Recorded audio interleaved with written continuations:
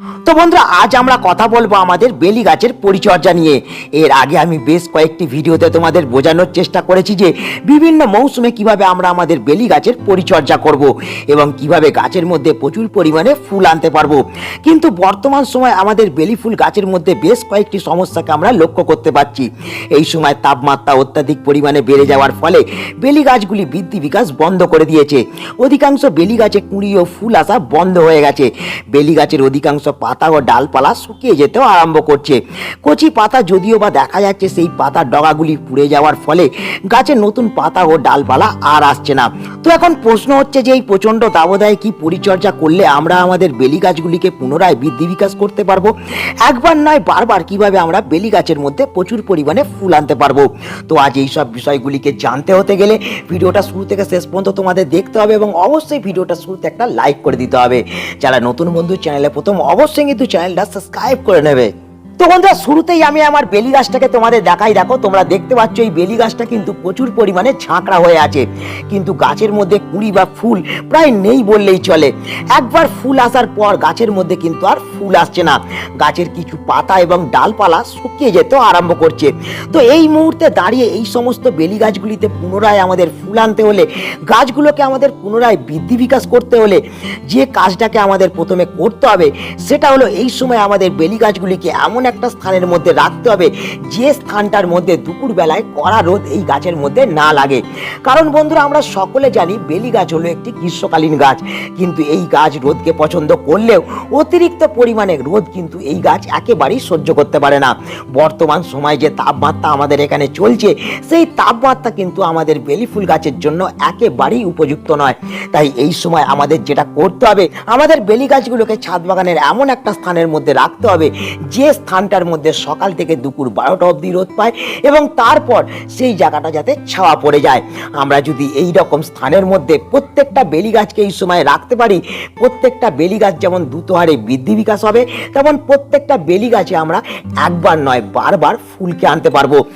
এবং এর সাথে সাথে আর একটা যে কাজ আমাদের করতে হবে সেটা হচ্ছে আমাদের বেলি গাছগুলোকে এই সময় একটু একটু করে প্রুন করতে হবে।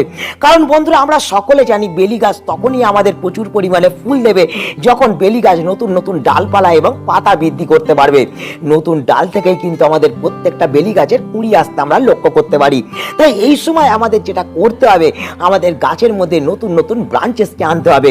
সেই নতুন নতুন ব্রাঞ্চেসকে আনতে গেলে আমাদের গাছের মধ্যে থাকা হরমোনকে কিন্তু সক্রিয় করতে হবে। তার জন্য আমাদের যেটা করতে হবে, বেলি গাছের ডগাগুলোকে আমাদের কিন্তু একটু একটু করে পিঞ্চ করতে হবে। দেখো বন্ধুরা, এইভাবে কিন্তু তোমরা ডগাগুলোকে ছেটে দেবে যাতে অতি সহজে গাছের মধ্যে গ্রোথ হরমোন অ্যাক্টিভ হয়ে ওঠে এবং গাছ যাতে নতুন নতুন ডালপালা এবং পাতা বৃদ্ধি করতে থাকে। নতুন নতুন ডালপালা এবং পাতা যখনই গাছের মধ্যে আসতে শুরু করবে, তখনই কিন্তু আমাদের বেল ফুল গাছ আবার ফুলেতে ভরে উঠবে। তো বন্ধুরা, এই তো ছিল আমাদের প্রথম একটা টিপস। এরপর চলো আমরা এগিয়ে যাই আমাদের 2 নম্বর টিপসের দিকে। তো বন্ধুরা, এই সময় আমাদের বেলফুল গাছের মধ্যে যে দুটি সমস্যাকে প্রধানত আমরা লক্ষ্য করতে পারছি সেগুলি হলো, এই সময় আমাদের বেলফুল গাছের কিছু পাতা শুকিয়ে যেতে আরম্ভ করছে, তার সঙ্গে সঙ্গে বেলফুল গাছের ডালপালাও শুকিয়ে পড়তে শুরু করছে। তো বন্ধুরা, এই সমস্যাগুলি হওয়ার কারণ সঠিকভাবে বেলফুল গাছের মাটির মধ্যে জল না প্রয়োগ করা।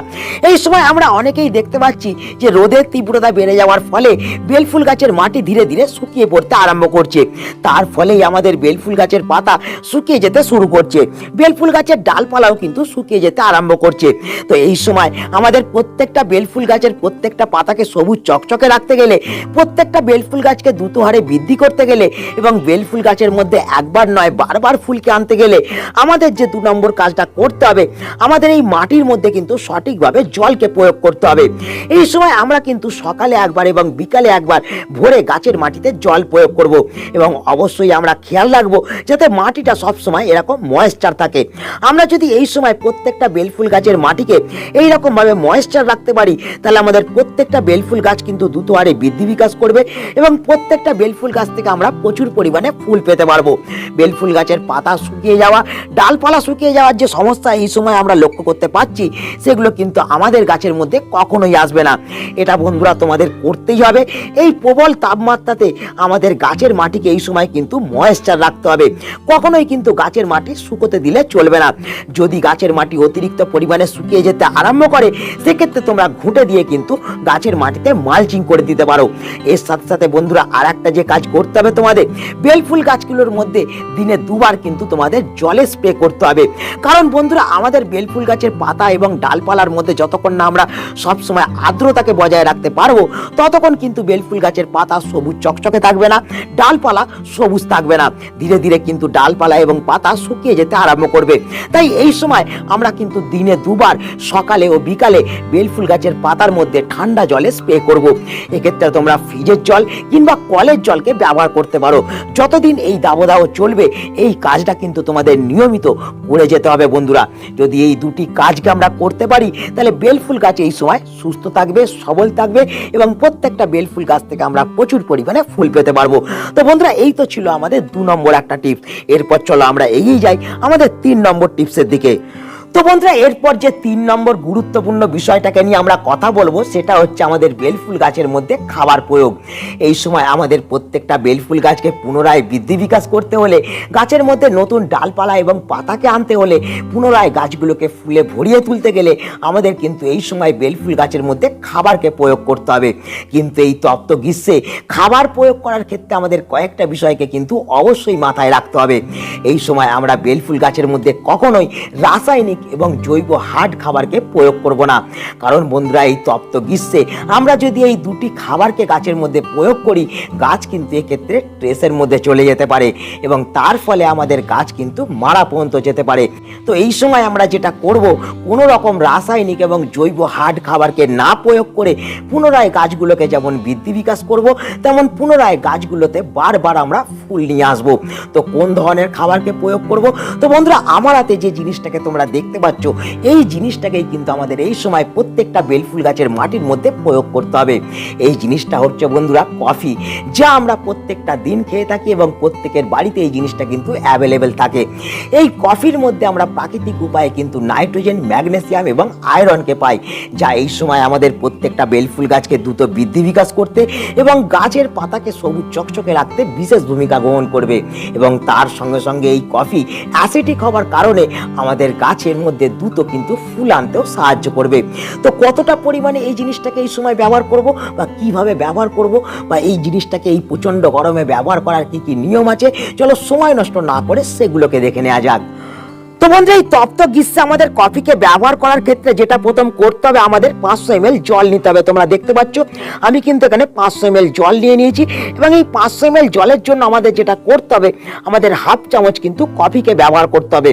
তোমাদের বাড়িতে যদি কফি থাকে সেই কফি থেকে তোমরা কিন্তু হাফ চামচ এই জলটার মধ্যে মিশিয়ে দেবে, কিংবা যদি তোমাদের কাছে এরকম কফির পাউচ থাকে সেক্ষেত্রে তোমরা একটা পাউচ কিন্তু গোটাটা এই জলের সঙ্গে মিশিয়ে দেবে। তোমরা দেখতে পাচ্ছ একটা পাউচের দাম কিন্তু 2 টাকা এবং এই পাউচটার মধ্যে বন্ধুরা হাফ চামচ কিন্তু কফি আছে।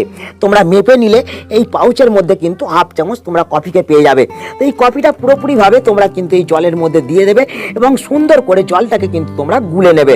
গুলে নেওয়ার পর আমাদের যেটা করতে হবে, এই কফি মিশ্রিত জলটাকে আমাদের কিন্তু বেলফুল গাছের মধ্যে প্রয়োগ করতে হবে। কিন্তু এই তপ্ত গ্রীষ্মে এই কফিকে প্রয়োগ করার কয়েকটি নিয়ম আছে। তো বন্ধুরা চলো সেগুলোকে আগে জেনে নেওয়া যাক, তারপর আমরা কতটা পরিমাণে কফিকে গাছের মধ্যে প্রয়োগ করব সেটাও দেখে নেওয়া যাক। তো বন্ধুরা তোমরা দেখতে পাচ্ছ আমি এই কফি মিশ্রিত জলটা হাতের মধ্যে নিয়ে নিয়েছি এবং আমি আমার বেলফুল গাছের মধ্যে প্রয়োগ করার জন্য প্রস্তুত হয়ে গেছি। কিন্তু এই কফি মিশ্রিত জলটা গাছের মধ্যে প্রয়োগ করার আগে আমাদের কয়েকটি নিয়মকে কিন্তু অবশ্যই মানতে হবে, তবেই কিন্তু এই কফি মিশ্রিত জল গাছের মধ্যে সঠিকভাবে কাজ করতে পারবে, পুনরায় আমাদের গাছকে ফুলে ভরিয়ে তুলতে পারবে। তো প্রথম যে বিষয়টা আমাদের জানতে হবে বন্ধুরা, আমরা কতদিন অন্তর অন্তর এই কফি মিশ্রিত জলটা গাছের মধ্যে প্রয়োগ করব।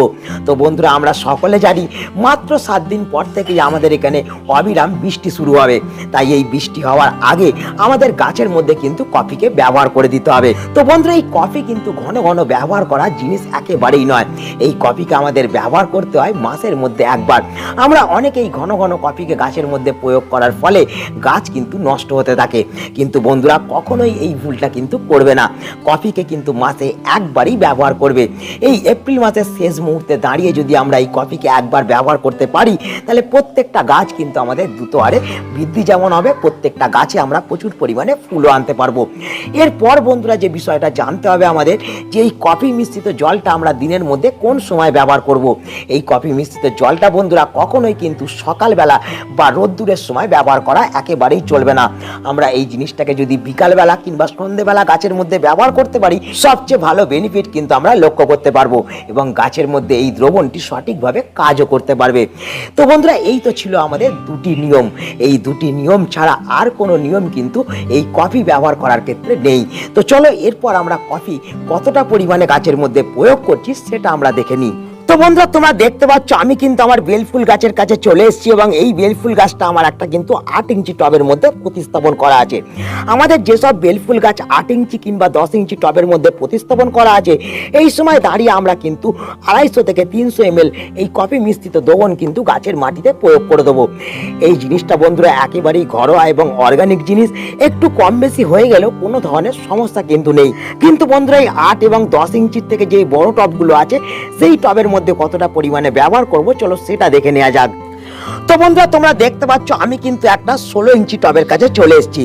এই 16 ইঞ্চি টবে যেসব গাছ আছে, সেই সব গাছের জন্য আমাদের যেটা করতে হবে, আমাদের কিন্তু এই দ্রবণটা 500 ml ব্যবহার করতে হবে। তোমরা দেখতে পাচ্ছ আমি কিন্তু এই কন্টেনারটার মধ্যে 500 ml দ্রবণ নিয়ে নিয়েছি এবং এই দ্রবণটা কিন্তু আমি গাছের মাটির মধ্যে প্রয়োগ করে দিচ্ছি। তো বন্ধুরা এই এপ্রিল মাসের শেষ মুহূর্তে দাঁড়িয়ে আমরা যদি আমাদের বেলফুল গাছের মধ্যে এই পরিচর্যাগুলোকে করতে পারি এবং এই সুন্দর ঘরোয়া তরল সারটি যদি গাছের মধ্যে প্রয়োগ করতে পারি, এই সময় যেসব বেলফুল গাছ বৃদ্ধি হচ্ছে না, যেসব বেলফুল গাছের মধ্যে কুঁড়ি এবং ফুলকে আমরা লক্ষ্য করতে পারছি না, সেই সব বেলফুল গাছকে যেমন দ্রুত হারে আমরা বৃদ্ধি করতে পারবো, তেমন একবার নয় বারবার আমরা বেলফুল গাছ থেকে কিন্তু প্রচুর পরিমাণে ফুল পেতে পারবো। তো বন্ধুরা আজকে এই ছোট্ট ভিডিওটা এখানেই আমি শেষ করছি। আশা করি এই ভিডিওটা তোমাদের সকলের কাজে লেগেছে। যদি ভিডিওটা ভালো লাগে তাহলে অবশ্যই ভিডিওটাকে একটা লাইক করে দেবে, তোমাদের বন্ধুদের কাছে শেয়ার করে দেবে।